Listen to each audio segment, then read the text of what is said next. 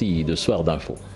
Merci bien, cher Tidiane Diao. Et notre deuxième invité, Matar Dabo, qui est le secrétaire général du syndicat des cadres et employés de l'administration publique. Bonsoir, monsieur Dabo, et merci d'être avec nous. Bonsoir, madame. On va d'abord commencer par l'actualité phare du jour, la suspension de l'acquisition de véhicules administratifs par le chef de l'État. Comment vous avez accueilli cette mesure? Merci, madame.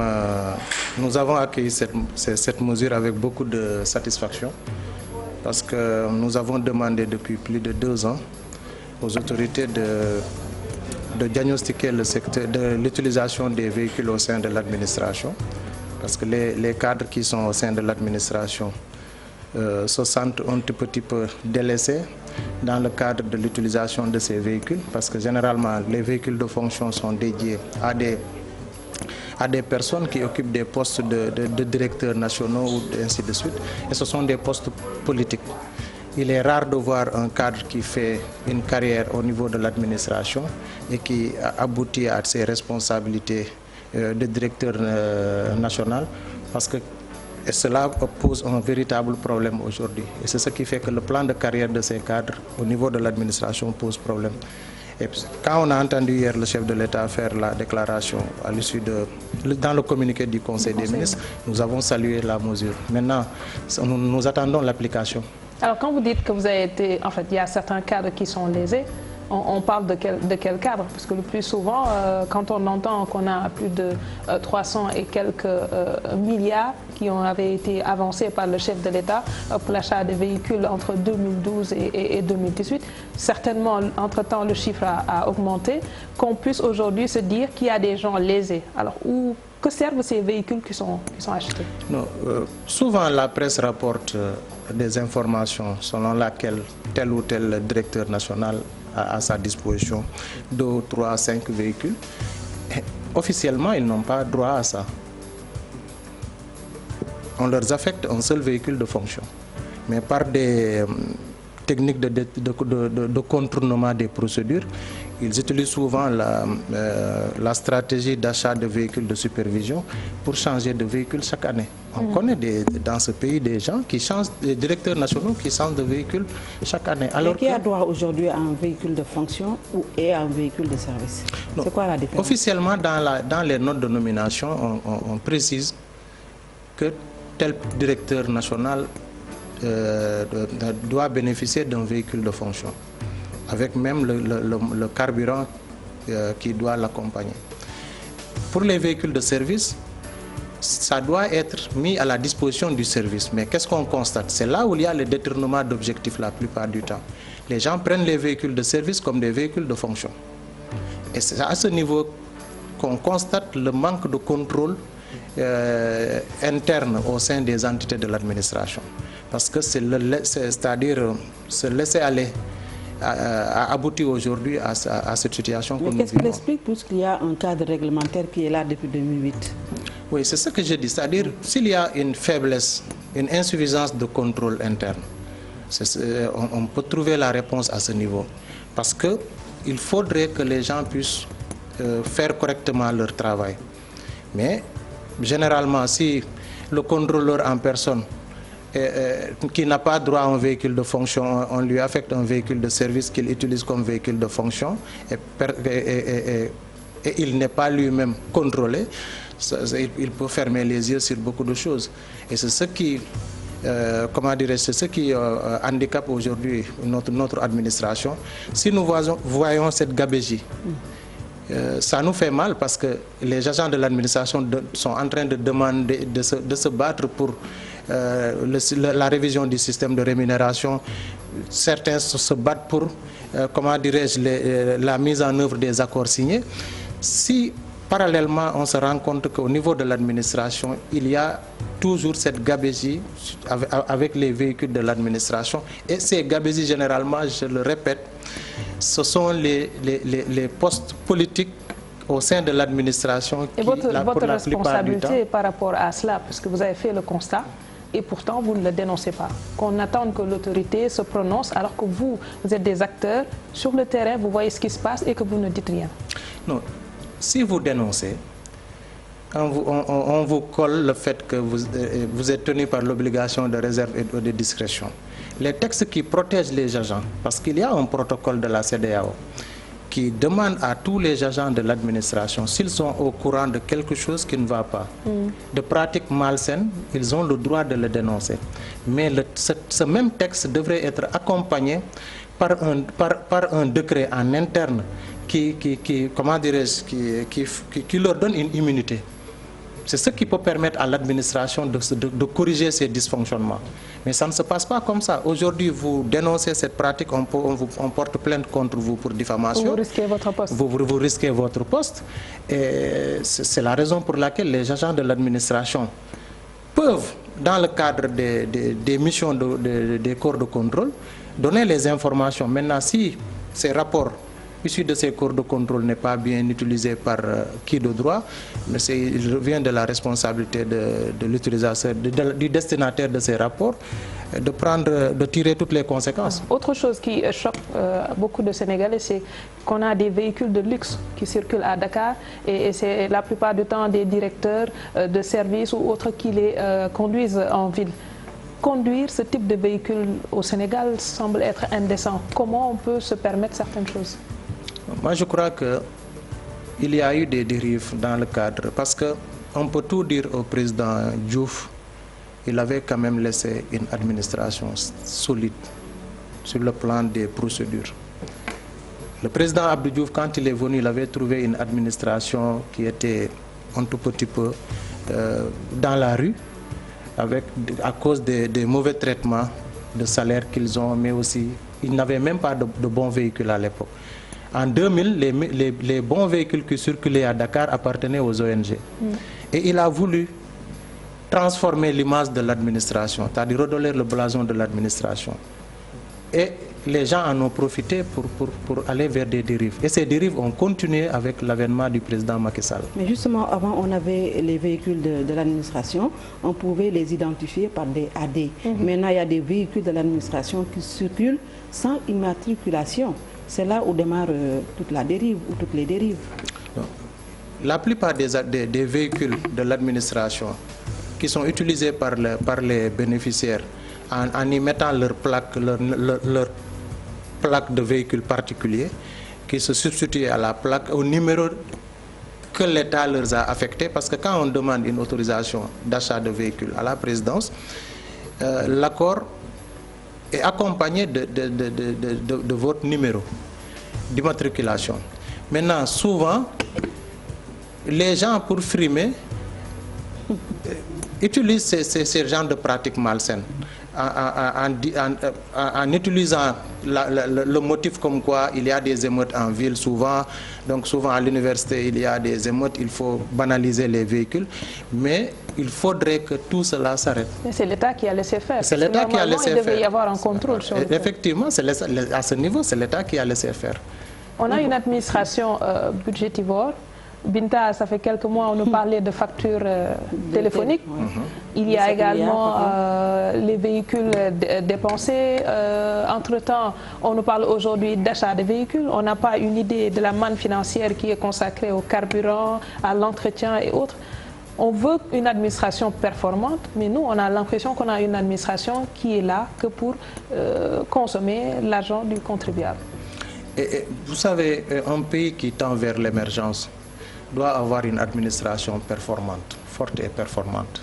Parce que l'administration au Sénégal, ça doit être la locomotive du développement de ce pays. Jusqu'à ce que les choses changent selon la règle de Pareto, on retrouve après, quand nous serons émergents, 80% de notre activité de développement et de croissance gérée par le privé. Aujourd'hui, qu'est-ce qui se passe? Au sein de notre administration, nous alertons sur deux risques. C'est le risque de voir que le détournement de cette mesure par la location de véhicules. C'est-à-dire, il y a des gens très futés qui peuvent se permettre d'utiliser dans la rubrique, parce qu'il y a des entités de l'administration qui sont autonomes en termes de gestion.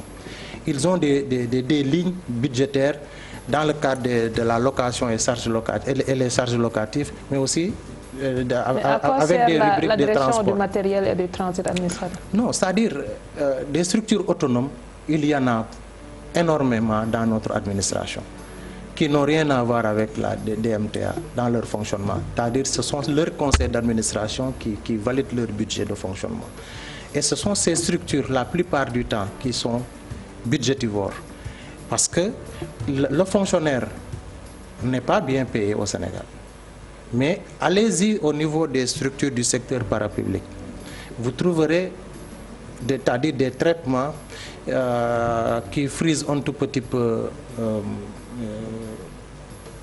pardonnez-moi le terme, mais qui frisent un tout petit peu l'irrationnel, alors que il faudrait tenir compte des aspects d'un partage équitable des ressources. Mais justement, on ne peut pas continuer à nous dire que le président est en colère. Dernière en date, parce que la RTP a acheté 2 véhicules à 147 millions de francs CFA. Avec 147 millions, on sait combien d'hôpitaux on peut construire avec.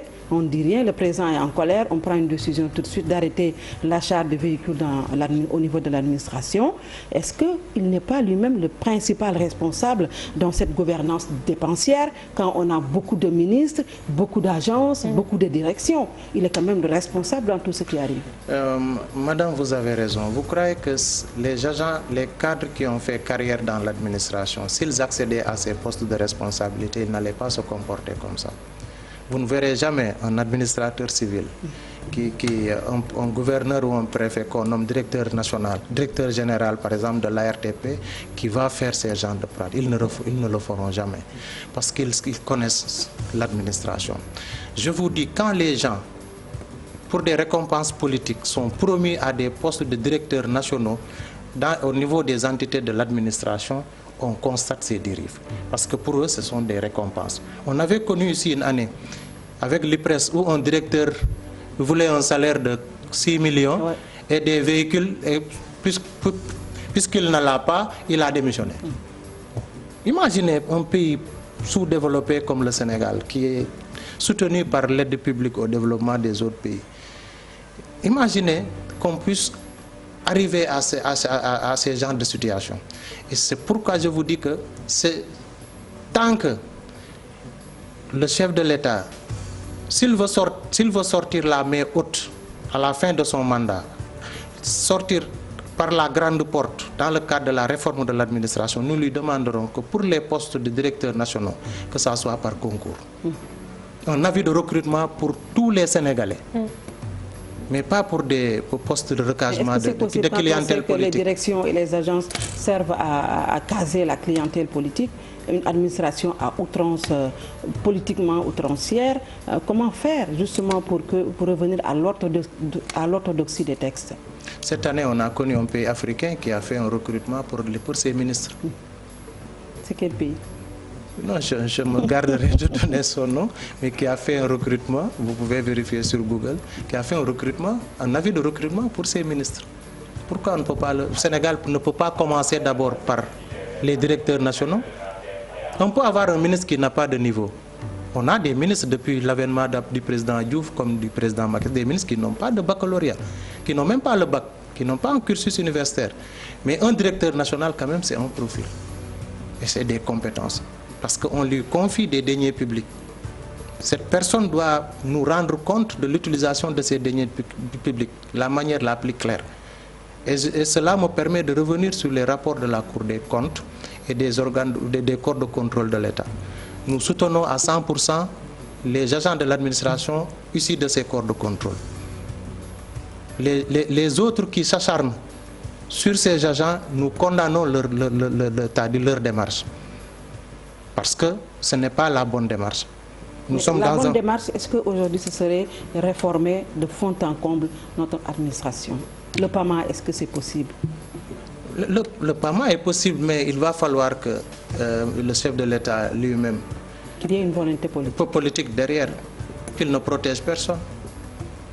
Alors, il faudrait que cela commence par des sanctions. Il y a certes des mesures, mais qu'est-ce qui est fait contre ceux qui, déjà, ont été pris la main dans le sac, si on peut le dire ainsi? C'est-à-dire à tous les niveaux de la chaîne de sanctions, il faut que chacun puisse prendre ses responsabilités.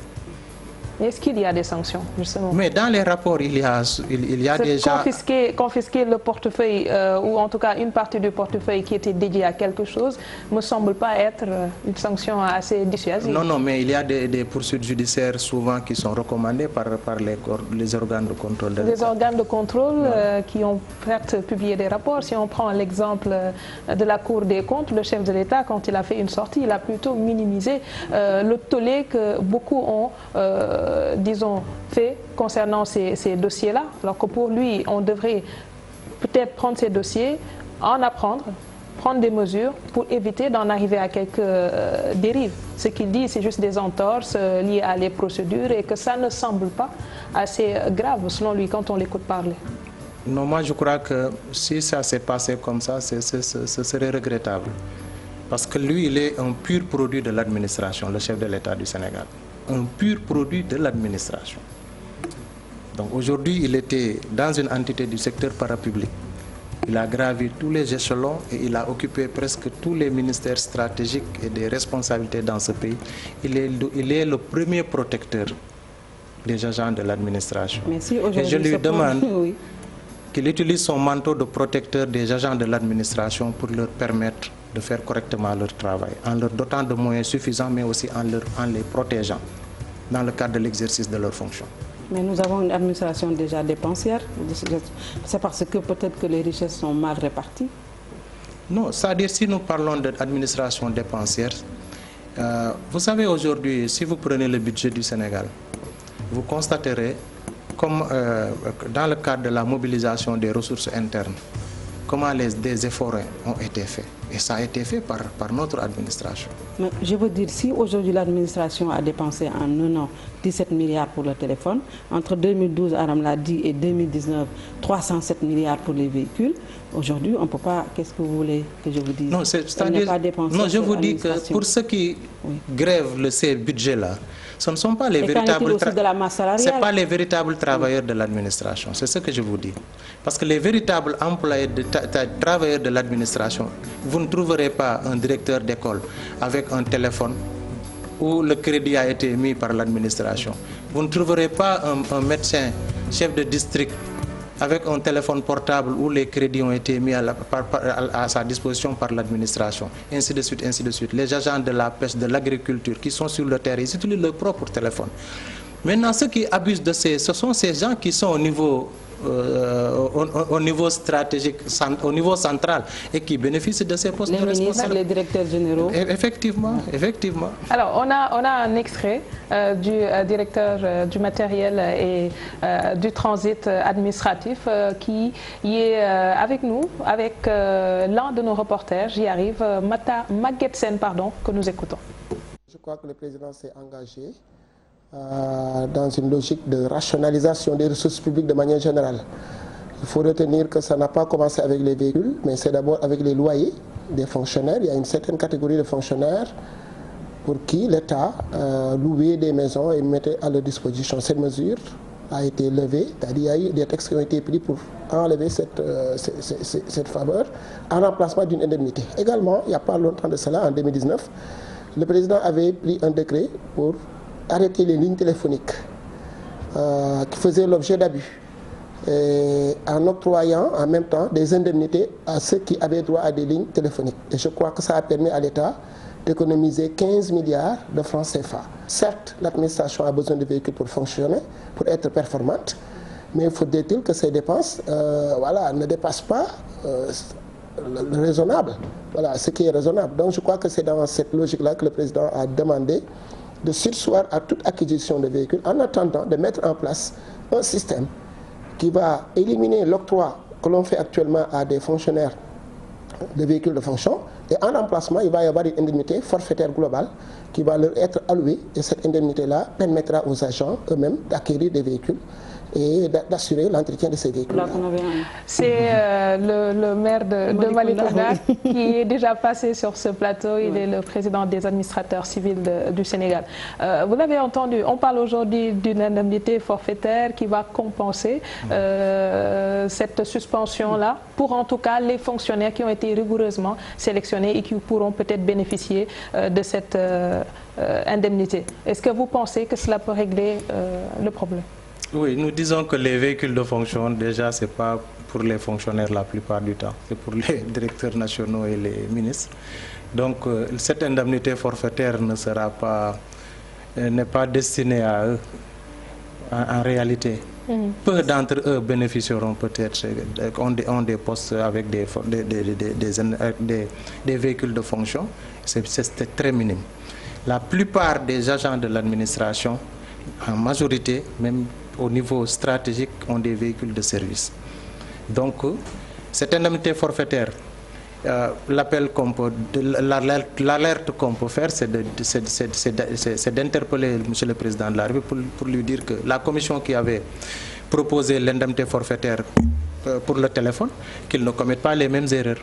Parce qu'en réalité, cette indemnité forfaitaire du téléphone est une augmentation de salaire déguisé. De cette même façon, que cette indemnité forfaitaire de substitution à ces véhicules puisse être quand même raisonnable et permettre aux bénéficiaires, aux ayants droit, d'acquérir des véhicules. Parce que aussi, il faut mettre les gens dans les conditions de travail, mais ne pas exagérer. Parce qu'on peut avoir aujourd'hui un très bon véhicule qui ne dépasse pas 15 millions. Mais si un directeur national se permet d'acheter des véhicules de 50 millions et 2 véhicules à 147 millions, ça pose problème.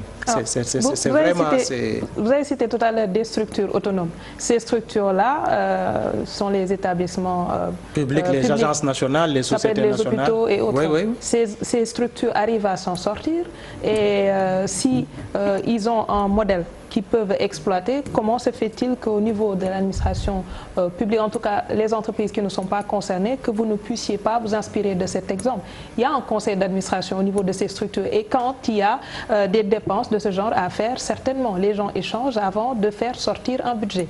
Alors que là, j'ai comme l'impression qu'on ne laisse la décision qu'au directeur général ou au chef d'agence qui peut se permettre de prendre une décision qui peut ne pas conforter tout le monde. Non, dans les structures du secteur parapublic, ces structures autonomes, c'est peu de structures qui s'en sortent, hein, qui sont autonomes même dans le cadre des ressources pour leur fonctionnement. La plupart de ces structures autonomes, c'est l'État, c'est le budget national que vous voyez, comment dirais-je, une partie du budget national qui est allouée au fonctionnement de ces structures. Ils reçoivent des crédits issus du budget voté par l'Assemblée nationale pour leur fonctionnement, que ce soit les hôpitaux, que ce soit les autres structures. Peu d'entreprises du secteur parapublic, on peut par exemple parler des sociétés nationales, on peut parler de quelques agences nationales comme l'ARTP, ainsi de suite, mais c'est différent parce qu'eux, ils ont des sources de revenus à travers des redevances. Des structures du secteur parapublic, par exemple, l'agence de la case des tout-petits, n'a pas de produits à vendre pour récupérer, par exemple, en contrepartie des revenus. Donc, une telle agence doit être soutenue par le budget national. Et moi, je pense que pour rendre notre administration quand même plus plausible ou, je ne sais pas, performante, il faut quand même une volonté politique, vous l'avez dit. Il faut mettre les hommes qu'il faut à la place qu'il faut et éviter quand même de politiser à outrance notre administration. Et puis, on a bien vu des étudiants sortir de l'université et être bombardés directement, directeur d'une agence et même directeur général d'une société. C'est quand même grave. Il faut donner du respect à notre administration. Moi, je crois que si Monsieur le Président de la République, je n'ai pas de conseils à lui donner, j'espère qu'il a suffisamment de conseils autour de lui. Mais je lui dirais tout simplement, quand il y a une base politique d'un responsable de sa mouvance présidentielle qui déclare « Nous revendiquons un poste juteux pour notre leader », qu'il mette un croix sur ce leader dans le cadre des nominations. Parce qu'il doit savoir que la population doit être très mécontente de ce leader. C'est-à-dire, même les agents de l'administration doivent être très mécontents de cette démarche. On ne vient pas dans l'administration pour s'enrichir. Celui qui veut s'enrichir au niveau de l'administration, tu quittes, tu vas dans le privé. Merci beaucoup. Donc c'est ce que je... Merci Matar Davo, merci également à Binta Diallo et à vous qui nous suivez de partout. Un peu plus tard, retrouvez Papa Abdoulaye Der et son équipe, ou plutôt demain. Demain, on se donne rendez-vous pour le dernier numéro de la semaine, puisqu'on est jeudi. Passez d'excellents moments en compagnie de nos programmes. Merci.